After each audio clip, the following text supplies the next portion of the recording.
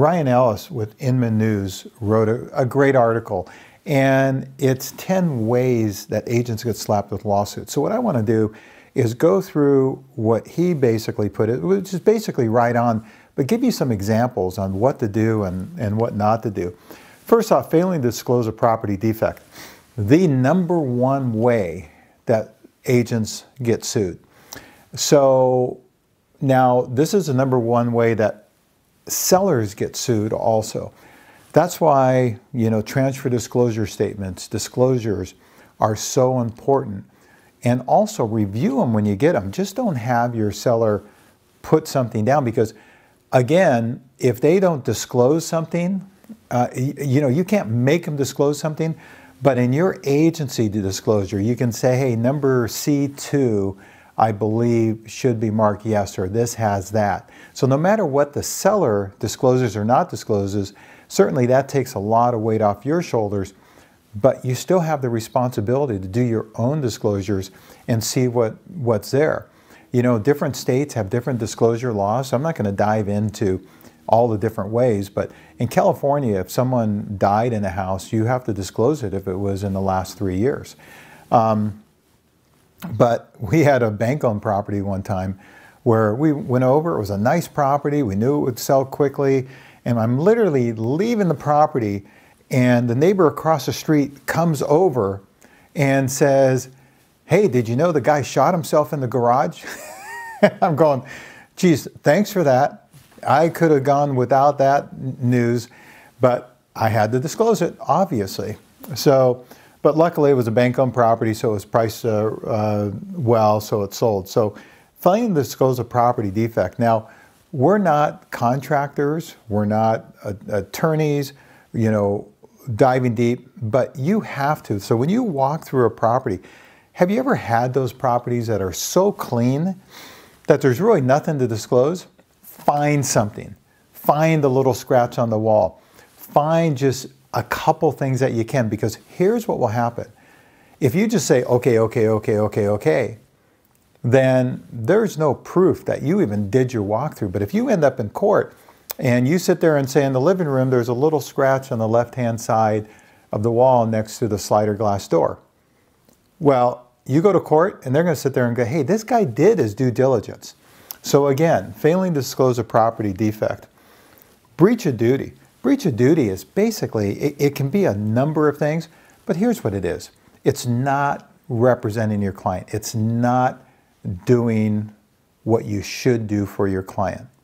So if you have a situation where, let's say for instance, there's been issues in the neighborhood and like with settling, and you've heard that, but this house looks fine, you have to dive a little deeper. If there's a home that has obvious add-ons, you need to, check things out. Is there permits for it?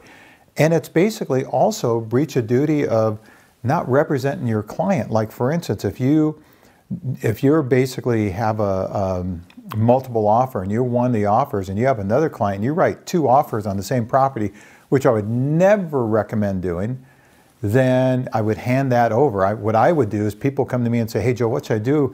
I have this hot listing. I have 3 people that want to write and they want to write with me. Here's what I would say. You pick the one that you think has the best chance of going through. You take that as your client and give the other, refer the other 2 out. And they might get it or whatever, but at least you get a referral fee on it. So again, breach of duty. You always have a duty to represent your client in their best interests. Representing clients in unfamiliar territory. This is really tough. When we were selling bank-owned properties, it was easier because we basically sold almost anything in Northern California because we didn't want that asset manager to sit there. He goes, hey Joe, I've got this property in the Sierra foothills. I actually got my Nevada broker's license because they were selling a lot of properties in Reno. And I knew agents over there, so I could, co-list with them. So I would go ahead and take that listing because I didn't want him to have to find another real estate agent. I wanted to be his go-to person. But at the same point, if it was outside my area of expertise, I found the local agent and I said, hey, listen, I'm going to do all the work. I just need boots on the ground. Can we split it 50-50? And that takes care of this part, because there are so many little idiosyncrasies in every little area. You have to be careful. You have to stay in your lane of whatever that is, whatever that area is. I know we can sell, like in my licenses in California, I can sell any place in California. Should I sell every place in California? Hell no. I mean, you can't know that much. So if you do have a client, and I do have clients, I'm in Northern California. I had a client that I had a very successful transaction with. He had issues with agents, and they were in Southern California. They go, Joe, we want you to fly down here and list our home. You know, and I said, no, I can't do that because I wouldn't really be representing you. What I can do is I can find an agent there and work with an agent there. So again, go ahead, but find boots on the ground, because I'll tell you, 50% of something or 25% of something is better than 100% of nothing, and it's certainly better than ending up in court and losing a great client. Giving legal advice. This is a tough one too. Now, I've been professionally selling for over 40 years, and I get asked all the time questions about, you know, hey, I'm selling my property. You know, hey, have you lived there 2 of the previous 5 years? And I always say you potentially have a tax gain, or you potentially don't have a tax gain. So I have CPAs, I have attorneys, and so I'll be able to at least guide them a little bit. But the one thing, I got a call from someone on my team, has a client, and she called me, and she's basically moving on a home she's going to be moving to, and there's tax, you know, potential tax gain. First thing I say is, I want you to understand, I'm not a CPA, and I don't give legal advice. But here's what I've run into in the past. Now, better you don't say anything and you just refer them. But if you kind of know the answer, that's the way you can put it. But always let them know that, hey, you're not an expert, and they should talk to someone else and document it, you know, with an email. Number 5, misleading clients. And people go, well, how do we mislead a client? Well, you mislead a client by sitting there and going, hey, you know, you better make an offer now because this property is going to sell right away, and you know it's been on the market and relisted like twice, even though it just has been on the market for 2 days. You can definitely sit there and say, what I will basically say is, you know, hey, you've looked at 10 homes, all the buyers are looking at the same 10 homes, and this is your favorite one.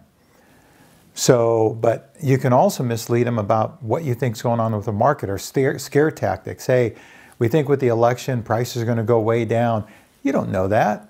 You know, yeah, you can sit there and go, matter of fact, it's always a joke when I'm telling my clients. I said, I've been in the business over 40 years.